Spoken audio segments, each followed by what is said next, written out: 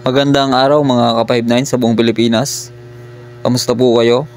Kamusta po kayo sa inyong mga duty, sa inyong mga posting? Welcome sa YouTube channel na SG Enteng.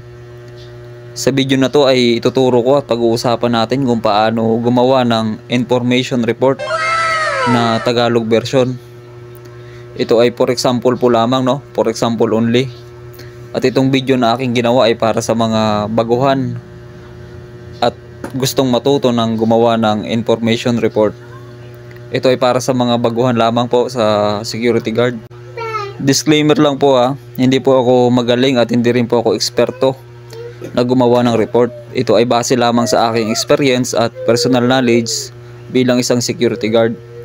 Kaya pasintabi lang po sa mga magagaling na mga ka-59 dyan at sa mga ka-59 na biglang nagiging attorney at judge at inspector sa comment section, pasintabi lang po. Sa paggawa po natin ng information report ay gagamit pa rin po tayo ng 5 W's in 1 H. Ito po yung what o ano, when, kailan, where, saan, who, sino, why, bakit, at how, paano. Ito po yung ginagamit natin sa paggawa ng information report o kung ano pang report dyan, incident report o spot report, ay ginagamitan po natin ng 5 W's and 1 H. Ito na mga ka-59 ang example na ginawa natin information report na Tagalog version. Ang agency at gusali tapos lugar na nabanggit dito sa information report na ito ay katangisip lang at parte lamang ng halimbawa ng ating information report. Parte lamang na example. Sa taas ang inyong agency, kung anumang agency nyo. Halimbawa dito ay PAC Security Agency. Ito yung nilagay ko na halimbawa na agency. Sunod yung detachment na pinagdudutihan. Halimbawa ay PSB General Hospital. Lugar San Andres, Davao City. Para kay S.O. Ray B. Moreno, kung saan nyo ipapadala ang inyong information report. DC Detachment Commander. Paksa o subject ng inyong report, information report. Pundidong Bumbilya. Mula kay ang nagawa ng information report, SG Eustaquio BP.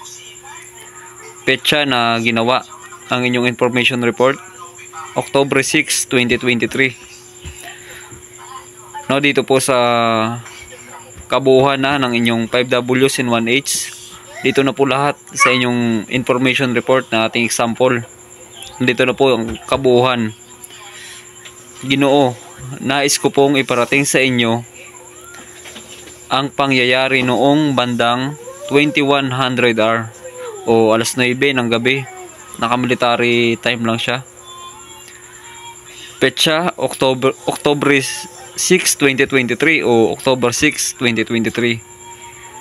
Habang ako ay nagsasagawa ng pagpapatrolya sa lugar ng paradahan ng sasakyan sa ospital sa parking lot, ang janitor na si Mr. James Reyes ay iniulat sa akin ang tungkol sa patay sinding bumbilya sa likod ng hospital.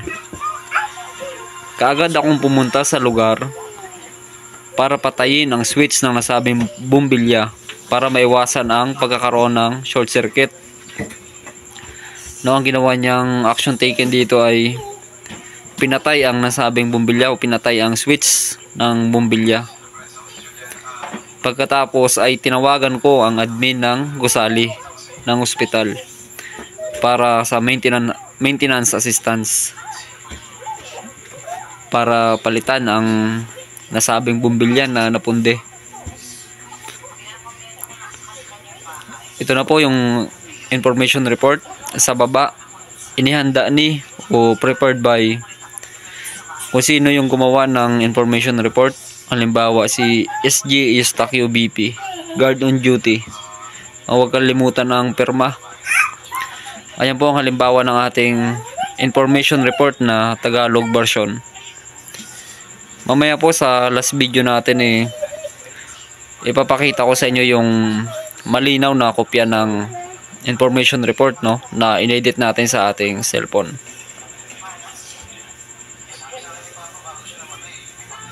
Pagpasensyaan nyo na pala mga ka-59 ang sulat ko na hindi maganda, no, kaya na bahala magpasensya.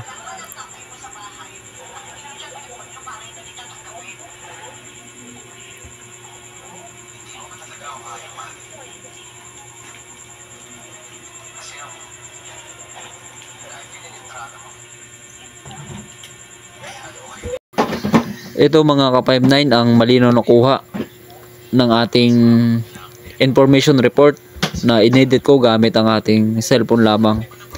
Pwede nyong gayahin ang format na ito. Itong information report na aking ginawa ay para sa mga baguhan sa security guard na gustong matuto na gumawa ng report. Hanggang dito na lang mga ka-59, sana ay nagustuhan nyo ang ating ginawang video. Magandang araw sa inyo at maraming salamat na din sa inyong panonood.